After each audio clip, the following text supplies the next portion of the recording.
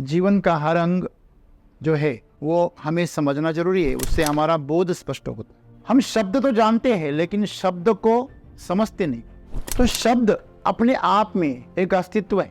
जब किसी नाम के बारे में विशेष जानकारी मिलती है, उसके गुण के बारे में, तो उसे विशेषण कहते। तो ध्यान क्या है? एक गुण विशेष है। तो ध्यान अपने आप में एक गुण है, ऐसे सदगुरु कहते। ध्यान कोई क्रिया नहीं है, ध्यान कोई कर्म भी नहीं है जो आप कर सके। सांसारिक जीवन में भी ध्यान के बिना आपका जीवन सुखकर हो ही नहीं सकता। सीधे चल रहे हैं आप, अगर आप ध्यान नहीं दोगे तो गिर जाओगे। आप क्या बात कर रहे हो, अगर आप उसके ऊपर ध्यान नहीं दोगे तो आप अनाप शनाप बात करोगे, आप मुश्किल में आ जाओगे, फंस जाओगे। हर चीज में आपकी चेतना जहां स्थिर हो जाती है, जहां आपकी ऊर्जा बहती है, वह आपका ध्यान होता है। और ध्यान जहां होता है वही ऊर्जा बहती है। जहां पर आपका ध्यान टिका है वही आपकी ऊर्जा और आपका अस्तित्व होता है, चाहे आपका शरीर कहीं भी क्यों ना हो। जहां भी आपका ध्यान लग जाता है ना, वो चीज आप सबसे बेहतर करते हो, चाहे वो गलती क्यों ना हो। क्रिया कौन सी भी हो, अगर वहां पर आपका ध्यान है तो वो क्रिया शक्तिशाली बन जाती है। जो इंसान, जो मनुष्य सबका ध्यान खींचता है वो ताकतवर बन जाता है। ध्यान बड़ी ताकतवर चीज है और ये गुण है। उस गुण को आप कितना प्रभावी करते हो ये आपके ऊपर है, आप साधना कितनी करते हो। हर चीज इस प्रकृति में जो है वो अपने आप में सिद्ध है। आप उसकी कौन सी चीज पर ध्यान देते हो। गुलाब में फूल भी होते हैं, कांटे भी होते हैं, आपका ध्यान किधर है? तो ये ध्यान की ताकत है। आप इसे आपके लिए इस्तेमाल कर सकते और आपके खिलाफ भी इस्तेमाल कर सकते। हर चीज अगर आप ध्यान से करने लगो तो हर चीज में आप महारत हासिल कर सकते हो। प्रिज्म क्या करता है?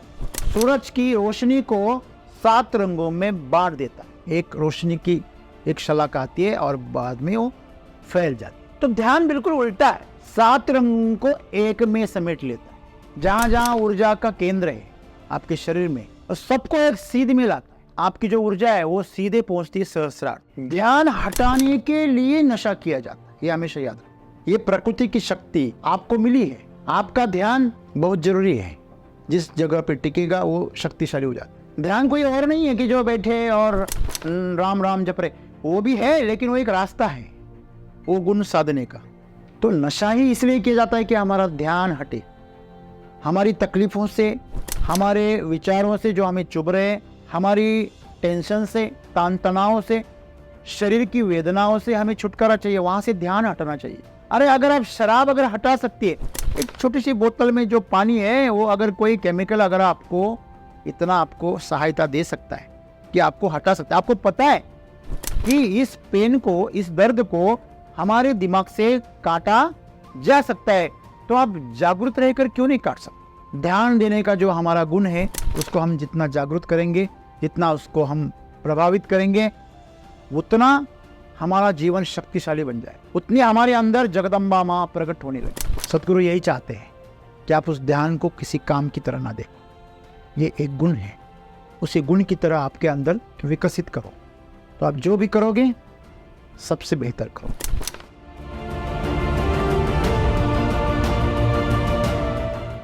दोस्तों, भाषा का एक व्याकरण होता है, जो उसके अवयव होते हैं। हर अवयव को एक संज्ञा के रूप में जाना जाता है। जैसे कि किसी का भी रखा हुआ जो होता है उसे नाम कहते हैं। नाम किसी की पहचान है। और जब कोई क्रिया करता है तो उसे कर्ता कहते हैं, और जो क्रिया हो रही है उसे कर्म कहते हैं। जो नाम की जगह पे इस्तेमाल किया जाता है उसे सर्वनाम कहते हैं। वह, वे, उसने, इसने, ये नाम की जगह इसे इस्तेमाल करते। आपको थोड़ा ताज्जुब होगा कि आज हमें सर ये व्याकरण क्यों पढ़ा रहे। जीवन का हर अंग जो है वो हमें समझना जरूरी है, उससे हमारा बोध स्पष्ट होता है। हम शब्द तो जानते हैं लेकिन शब्द को समझते नहीं। समझना अलग बात है और मालूम होना अलग बात। हम पहचानते तो है लेकिन जानते नहीं। हम किसी के साथ हमारी पहचान हो जाती है लेकिन उसे हम अंदर से नहीं जानते कि ये कैसा इंसान है। उसी तरह शब्द भी एक व्यक्ति है, हम उसे पहचानते हैं लेकिन उसके संदर्भ को समझते नहीं। तो शब्द अपने आप में एक अस्तित्व है। जैसे हम पदार्थ को जानते हैं तो उसके अंदर मॉलिक्यूल्स होते, एटम्स होते। प्रकाश भी फोटोन से बना है, उसका भी अपना सूक्ष्म भौतिक रूप है। आप इस बिल्डिंग को अगर तोड़ दे तो उसके आपको ईंटें मिलेंगी, पत्थर के टुकड़े मिलेंगे, सीमेंट के कण मिलेंगे। मतलब हर चीज को आप उसके सूक्ष्मतम रूप में आप जान सकते हो। वैसे भाषा भी अपने सूक्ष्मतम रूप में निखरती है अगर हम उसे जानें। उसमें अपने आप में एक सुंदरता है। जब किसी नाम के बारे में विशेष जानकारी मिलती है, उसके गुण के बारे में, तो उसे विशेषण कहते हैं। आपके कपड़े बहुत सुंदर है, लेकिन मैं कहूं सुंदर है तो आप कहेंगे क्या सुंदर है। लाल है तो आप कहेंगे क्या लाल है। तो वैसे ध्यान है तो ध्यान क्या है, एक गुण विशेष है, एक क्रिया विशेष है। क्रिया के बारे में विशेष जानकारी देने वाला जो पद होता है उसे क्रिया विशेषण कहते। हाथी धीरे धीरे चलता है। हाथी तो चलता है, सभी चलते हैं, लेकिन हाथी धीरे धीरे चलता है।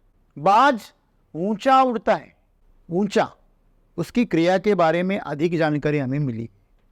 तो ध्यान अपने आप में एक गुण है, ऐसे सद्गुरु कहते। ध्यान कोई क्रिया नहीं है, ध्यान कोई कर्म भी नहीं है जो आप कर सके।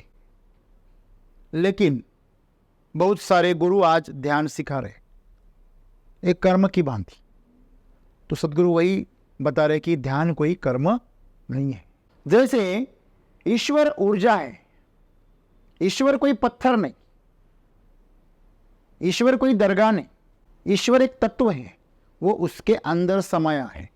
कहते हैं आपको अगर पत्थर दिख रहा है तो आपको ईश्वर नहीं दिखेगा, अगर आपको ईश्वर दिख रहा है तो आपको पत्थर नहीं दिखेगा।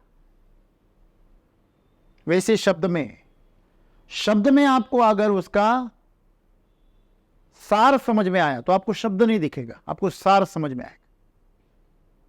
अगर आप आंखें बंद कर दिया और मैं कहूं पानी, तो आपके आंखों के सामने तय को एक मात्रा दी, ऐसा शब्द नहीं आता। आपके सामने जल आता है, बहता हुआ, गिलास में भरा हुआ, टंकी में भरा हुआ, समंदर का, तालाब का, जो भी है, जो भी आप जानते हो, वो जल आपके सामने आता है। मतलब हमारा दिमाग जो है वो कभी भी शब्द में आंकता नहीं, वो चित्र में आंकता है। वो हमेशा प्रतिमाओं में समझता है और उसी आधार में उसे स्टोर करता है। अगर कोई शब्द है तो उसे सिंबल का उसका पिक्चर बनाता है और वो अपने दिमाग में वो रखता है। तो जब तक हम किसी चीज को पिक्चर के तौर पे नहीं समझते तब तक हम उस शब्द को नहीं समझ सकते। तो ध्यान जो है वो उसी प्रकार से समझ नहीं क्यों पाते लोग, क्योंकि जब तक सुंदरता को आप किसी चीज को जोड़ नहीं देंगे, गुलाब सुंदर फूल है तो आपको समझ में आएगा ये गुलाब की सुंदरता है, यह स्त्री कितनी सुंदर है तो इस स्त्री की सुंदरता है, यह दरिया कितना सुंदर है तो यह दरिया के बारे में। आपने कितनी सुंदर कार खरीदी, तो सुंदरता का जो संदर्भ है हर बार बदलता जाएगा। वैसे ध्यान का संदर्भ आपका बदलता जाता है, क्योंकि वो एक गुण है। क्रिया के माध्यम से हम वो गुण साधने की कोशिश करते हैं। सभी सद्गुरु, सभी गुरु और सभी योगी अपने शिष्यों को ध्यान साधने की कला सिखाते, कर्म नहीं हो। अगर वो कर्म होता तो रामकृष्ण परमहंस जब अपना पांव का अंगूठा विवेकानंद की छाती पर, नरेंद्र की छाती पर जब रखते हैं तो तुरंत उस समाधि में कैसे चला जाता है। शक्ति का प्रवाह है। तो ध्यान में आपको कोई गुरु उतार सकते हैं, लेकिन आप उसे कर नहीं सकते, इसलिए उसे कृपा लगती है, आशीर्वाद लगती है। अभी एक तो ऊंचे स्तर की बात हो गई आध्यात्म की, आप सांसारिक जीवन में भी ध्यान के बिना आपका जीवन सुखकर हो ही नहीं सकता। सीधे चल रहे हैं आप, अगर आप ध्यान नहीं दोगे तो गिर जाओगे, और लोग गिरते हैं। आप क्या बात कर रहे हो, अगर आप उसके ऊपर ध्यान नहीं दोगे तो आप अनाप शनाप बात करोगे, आप मुश्किल में आ जाओगे, फंस जाओगे, कहां कौन सी बात कर रहे। तो हर चीज में आपकी चेतना जहां स्थिर हो जाती है, जहां आपकी ऊर्जा बहती है, वह आपका ध्यान होता है, और ध्यान जहां होता है वही ऊर्जा बहती है। आप बड़ी भीड़ में खड़े होकर भी अकेले हो सकते हैं, ये ध्यान की वजह से। आपका जहां पर आपका ध्यान टिका है वही आपकी ऊर्जा और आपका अस्तित्व होता है, चाहे आपका शरीर कहीं भी क्यों ना हो। आप यहां होकर भी यहां नहीं हो सकते, ये ध्यान की बात है। आप काम कर रहे हैं फिर भी आप काम में नहीं हो सकते, ये ध्यान की बात है। अगर आप काम हो गए तो आप कहीं और भी नहीं हो सकते, ये भी ध्यान की बात है। और हमेशा याद रखिए, जहां भी आपका ध्यान लग जाता है ना, वो चीज आप सबसे बेहतर करते हो, चाहे वो गलती क्यों ना हो। ऐसी गलती कर देते कि कोई सुधार ही नहीं पाता, इतना ध्यान देकर कर रहे। क्रिया कौन सी भी हो, अगर वहां पर आपका ध्यान है तो वो क्रिया शक्तिशाली बन जाती। जैसे किसी सम्मेलन में किसी को स्पॉट किया जाता है फोकस से, तो वही पूरे लाखों लोगों में, हजारों लोगों में वही दिखता है सबको। क्यों? फोकस किया जाता है, वही ऊर्जा बहती है। आपने देखा होगा एक प्रयोग किया गया, सभी मोबाइल साइड में रखे गए, आपने देखा होगा वो वीडियो, और अंदर कुछ पॉपकॉर्न के कुछ दाने रखे गए मक्का के। जब वो सभी मोबाइल्स पे 5-6 मोबाइल्स पे रिंग दी गई, इलेक्ट्रोमैग्नेटिक वेव्स तैयार हो गए, वहां पे इतनी हीट जनरेट हो गई कि वो दाने फूल गए कुछ सेकंड्स में, कुछ सेकंड्स में जल गए और फूल गए, पूरे पॉपकॉर्न बन गए। इतनी एनर्जी क्रिएट करते हो, लेकिन आंखों से नहीं दिखती। उसी प्रकार एनर्जी क्रिएट करने की ताकत हमारी चेतना में है। जो इंसान, जो मनुष्य सबका ध्यान खींचता है वो ताकतवर बन जाता है। भीख मांगने वाली रानू मंडल कुछ हफ्ते में सेलिब्रिटी हो गई थी। क्यों? ध्यान खींच गया। और आजकल सोशल मीडिया के माध्यम से तो ध्यान खींचना बहुत आसान हो गया, लेकिन वो टिकाना इतना आसान नहीं है। रानू मंडल उसे टिका नहीं पाई, वो बह गई, प्रसिद्धि के प्रवाह में, बहाव में बह गई। इतना भी आसान होता तो अहंकार क्यों होता? तो ध्यान बड़ी ताकतवर चीज है, और ये गुण है। उस गुण को आप कितना प्रभावित करते हो ये आपके ऊपर है। आप साधना कितनी करते हो। आप कोई कर रहे हो, कुछ कर रहे हो, अभी आप सुन रहे हो तो सिर्फ सुनो, पूरा आपका ध्यान, आपके इंद्रियां, आपका दिमाग, आपकी चेतना पूरी तरह वहां पे टिका दो। आपका मन भटकेगा, इधर से एक विचार आएगा, इधर से कुछ आवाज आएगी, इधर से कुछ हिल जाएगा, तो आपकी आंखें उस तरफ चलेगी, आपके कान उसको देखने को चलेंगे, इंद्रियां आपको भटकाती है। भगवान श्री कृष्ण आपकी चेतना का प्रतीक है। लगाम जो है वो आपके ध्यान का प्रतीक है,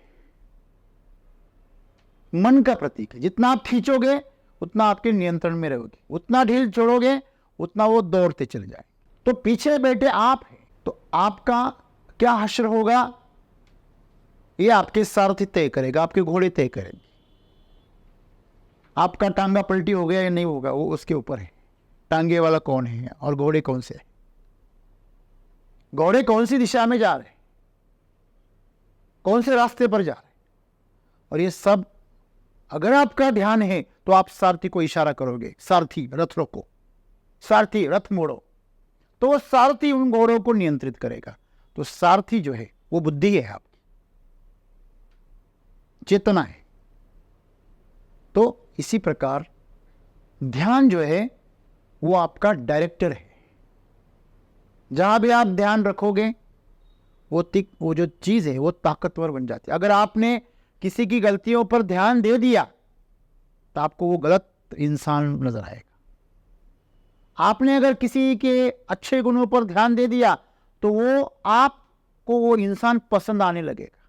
किसी चीज में आपको अगर आप ध्यान दे रहे हो कि वो मुझे चाहिए, तो आप उसमें अच्छाइयों पर ध्यान दोगे। अगर आप उस चीज से नफरत करते हो तो आप उस चीज की बुराइयों पर नजर रखोगे, वहां पे आपका ध्यान रहेगा। मतलब पूरा जो प्रकृति का खेल है ये अपनी जगह पे जैसे कि वैसा है, लेकिन आपको वो अलग अलग नजर आ रहा है। एक ही मनुष्य है, कुछ लोगों को अच्छा नजर आ रहा है, कुछ लोगों को बुरा नजर आ रहा है, क्योंकि उनका ध्यान कहां पर है। हर चीज इस प्रकृति में जो है वो अपने आप में सिद्ध है। आप उसकी कौन सी चीज पर ध्यान देते हो। मैं हमेशा कहता हूं, गुलाब में फूल भी होते हैं, कांटे भी होते हैं, आपका ध्यान किधर है। आपका ध्यान अगर कांटे पर है, आप कितना भी फूल तोड़ने जाओ आपको कांटे ही चुभेंगे। आप करके देखना, पूरा ध्यान कांटों पे लगाना और फूल तोड़ने जाना, आपको कांटे चुभेंगे। तो ये ध्यान की ताकत है। आप इसे आपके लिए इस्तेमाल कर सकते और आपके खिलाफ भी इस्तेमाल कर सकते, और यही हो रहा है। पूरा खेल हमने रचा हुआ है। खेल के पूरे जो खिलाड़ी है हम खुद है, लेकिन हमें पता नहीं कि खेल हमसे खेला जा रहा है। और यही अज्ञान है, यही माया है कि खेल तो हम रच रहे, खेल को हम ही खेल रहे हैं, फिर भी हमें पता नहीं कि ये खेल मुझसे ही खेला जा रहा है। बस आप में वो गुण है जिस गुण का आपको कोई पता नहीं है, वो है ध्यान। ध्यान के बिना आप कुछ भी नहीं कर सकते, एक पैर भी नहीं उठा सकते, आप पलके भी नहीं झपका सकते। हर चीज अगर आप ध्यान से करने लगो तो हर चीज में आप महारत हासिल कर सकते हो। लेकिन हमारा ध्यान बिखर जाता है। बहुत सुंदर उदाहरण दिया स्पेक्ट्रम का, प्रिज्म। प्रिज्म क्या करता है, सूरज की रोशनी को 7 रंगों में बांट देता है। एक रोशनी की एक शलाका आती है और बाद में वो फैल जाती है। तो ध्यान बिल्कुल उल्टा है, 7 रंगों को एक में समेट लेता है। जो घोड़े हैं, जो 7 चक्र हैं, जहां जहां ऊर्जा का केंद्र है आपके शरीर में, और सबको एक सीध में लाता है। तो आपकी जो ऊर्जा है वो सीधे पहुंचती है सहस्रार तक। मूलाधार, स्वादिष्टान, मणिपुर, अनाहत, विशुद्धि, आज्ञा चक्र और सहस्रार, ऐसे कर करके एक एक पायदान ऊपर उठती है। आपने कभी तोफ देखी होंगी, तोफ एक सीध में होती, उसको अगर बीच बीच में अगर छिद्र किए गए तोप की ताकत कम हो जाएगी। वो घोड़े जैसे ही है। अगर आपके रथ को चारों तरफ से घोड़े खींच रहे तो आपका रथ कहीं जाने वाला है नहीं, शायद वो बीच में से टूट जाए, वो संभव है। और वही लोगों का जीवन बिखर जाता है, टूट जाता है।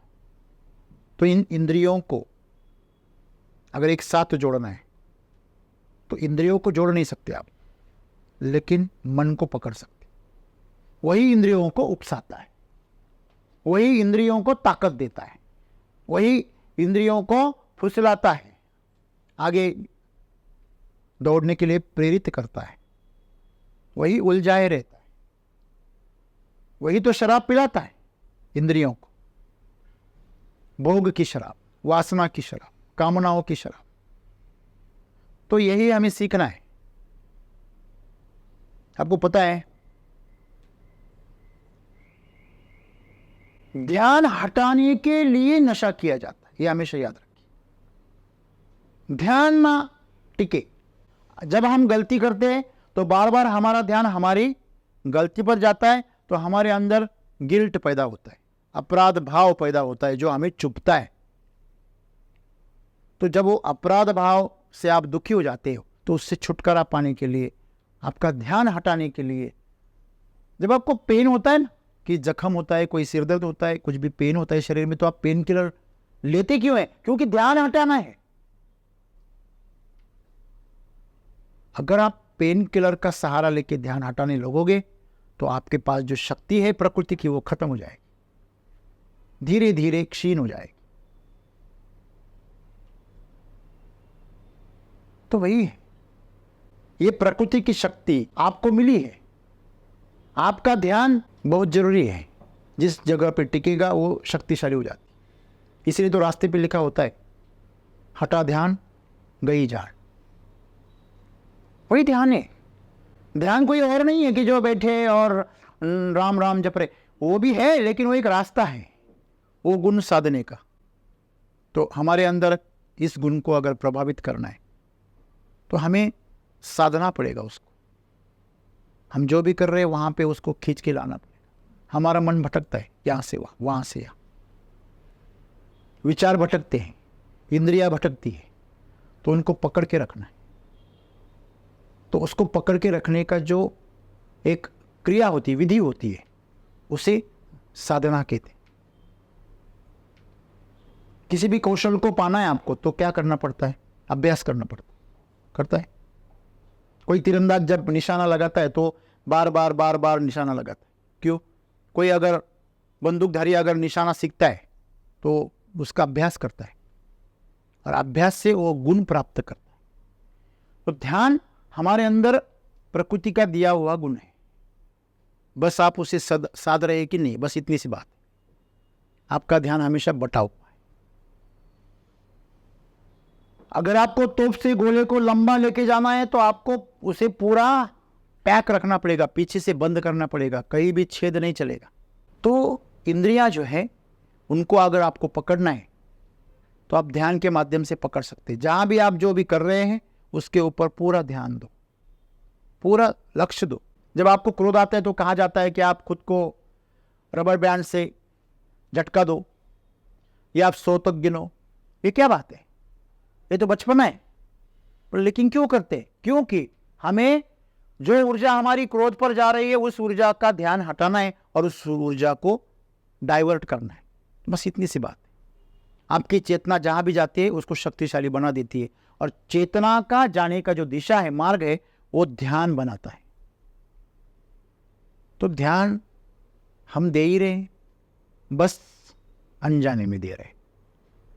जागरूकता से ध्यान देना, आप साधु हो गए, आपने सद लिया, उसको साध लिया।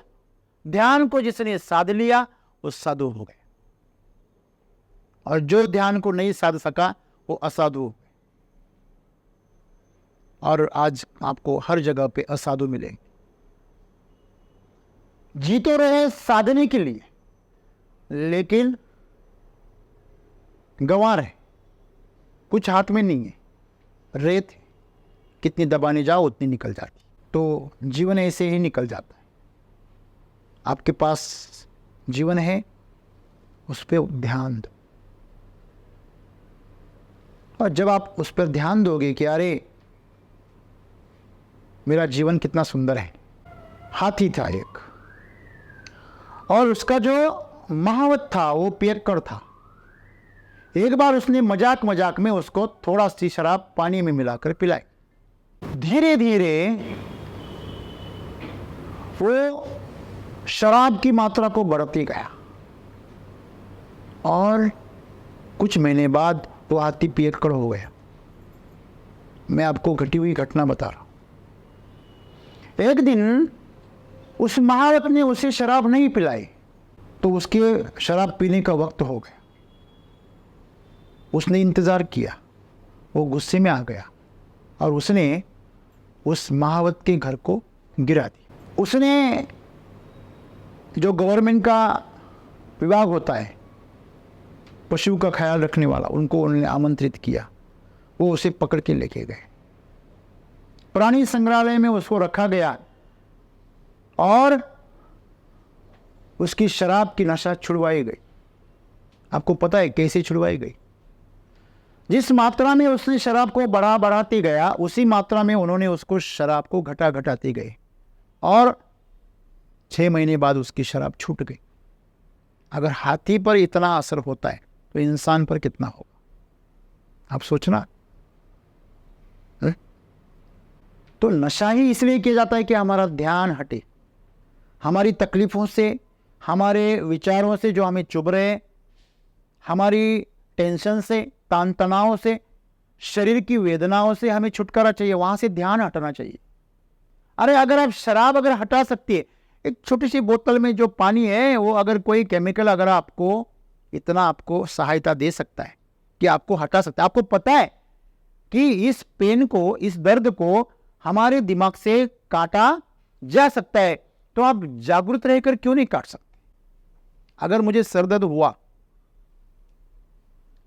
तो जैसे आप दूसरे का सर दर्द देख रहे हैं वैसे मैं मेरा भी देख रहा हूं, मैं देखता हूं, हाँ तुझे दर्द हो रहा है, होने दो, मैं भी मजे लेता हूं, कितना हो रहा है होने दो। तकलीफ को भी एंजॉय करना अगर आपने आपके शरीर को सिखा दिया तो हार मान लेता है, अपने आप उस चीज को दुरुस्त कर देता है। ये प्रकृति की ताकत है। लेकिन आपने अगर पेन किलर खा ली तो आपने आपके ध्यान को कमजोर कर दिया, आपने खुद को से भरोसा उठा लिया, प्रकृति पर से आपने संपर्क तोड़ दिया। आपको पता है आपको जिसने बनाया है, जिसने आपको पैदा किया है, वो आपका ख्याल रखेगा। आप कितना भी चाहे तो अपने आप को नहीं बचा सकते। आप जितना अपने आप को बचाओगे उतना मुश्किल में फंस जाओगे। इसीलिए हमारा ध्यान हमेशा उस जगह पे चाहिए जो आप अभी जीवन जी रहे, उस पल पे चाहिए जो आप अभी गुजर रहा है। अगर आपका ध्यान इस पल पे रहेगा तो वो और पैना होता जाएगा और तीक्ष्ण और तीव्र होता जाएगा। तो यही साधना है। जो कर्म कर रहे हैं यही तो योग बताए, भगवान श्री कृष्ण ने यही योग बताए। सब कुछ जानकारी यहां पर ही आती है, दूसरे रास्तों से यही आती है, कुछ भी बताओ यही आती है। ध्यान जो है, अगर आपका पूरा ध्यान कर्म पर है तो आप कर्मयोगी बन जाते हैं। आपका पूरा ध्यान भक्ति पर है, वही है आपके लिए सर्वे सर्वा, वही है जिस पे आप प्रेम कर रहे हो, जिससे आपकी भक्ति है। मूर्ति भी जीवंत हो जाती है।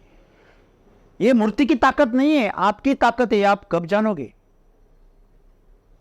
ये मनुष्य की ताकत है भाई, आपकी श्रद्धा की ताकत है। मूर्ति जीवंत हो जाती है। बहुत सुंदर सुंदर कहानियां हैं इतिहास में, हम पढ़ेंगे तो समझ में आएगा। हमारे इतिहास में ऐसी ऐसी घटनाएं घटी है कि आप उसको बिलीव नहीं कर सकते। मल्लखांब सब जानते हैं, मालूम है? मल्लखांब का जो इतिहास है इतना सुंदर है, रोचक है कि एक बार बाहर से अफगानिस्तान से 2 मल्ल आए महाराष्ट्र में, और उन्होंने चुनौती दी, अंग्रेजों के जमाने की बात कि हमसे कोई लड़े तो जाने।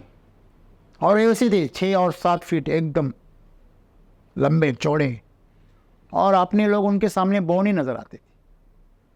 तो कोई उनके साथ लड़ने के लिए तैयार नहीं था। अपने नासिक जिले में निफाड़ जो गांव है, वहां एक सप्तशृंगी देवी का भक्त था,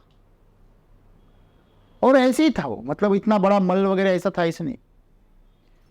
उसने उनकी चुनौती स्वीकार कर ली, और पता नहीं कैसे वो गया और देवी माता के चरणों में जाकर प्रार्थना करने लगा कि मुझे रास्ता बताओ। उसे प्रार्थना की, और कहते हैं तो देवी माँ ने सपने में आकर कहा कि हनुमान जी तुम्हारे सपने में आएंगे और तुम्हें रास्ता बताएंगे। तो उसने उनके मार्गदर्शन पे वो खंबा बनाया और पूरी प्रैक्टिस उसके ऊपर की। उसके ऊपर उन्होंने सब कलाएं सीखी खुद चल के। और कहते जब कुश्ती हुई, पलक झपकते जो बलशाली पहलवान था उसको नीचे पटक दिया। उसका आघात देखकर दूसरा भाग गया और इसीलिए उसे मल्ल कहते हैं, और उसने उस खाम को बनाया इसलिए उसे मल्ल खाम कहते। तो पूरा ध्यान जो है उसका वो अपने कार्य पर था, तो वो कर पाया पूरी शक्ति। आप भी अगर ऐसी पूरी शक्ति अगर लगा दोगे तो देवी मां ही आपके सपने में आएगी ऐसा नहीं, आपको रास्ता मिलेगा। कहते हैं रामानुजन जो साइंटिस्ट थे उनको गणित देवी मां सिखाती थी, और रामकृष्ण परमहंस को तो हम जानते हैं, उनका पूरा जीवन काली मां को समर्पित था। अभी नवरात्रि आ रही है, शक्ति का उत्सव, तो यही है हमारे अंदर शक्ति है, वो हमारे अंदर बसी है, शक्ति रूपेण संस्थिता। लेकिन उसे हम तभी जान पाएंगे जब उस पर ध्यान देंगे। तो ध्यान देने का जो हमारा गुण है उसको हम जितना जागृत करेंगे, जितना उसको हम प्रभावित करेंगे, उतना हमारा जीवन शक्तिशाली बन जाएगा, उतनी हमारे अंदर जगदम्बा मां प्रकट होने लगेगी। तो सदगुरु यही चाहते हैं कि आप उस ध्यान को किसी काम की तरह ना देखो, ये एक गुण है, उसी गुण की तरह आपके अंदर बढ़ने दो, विकसित करो। तो आप जो भी करोगे सबसे बेहतर करोगे। धन्यवाद।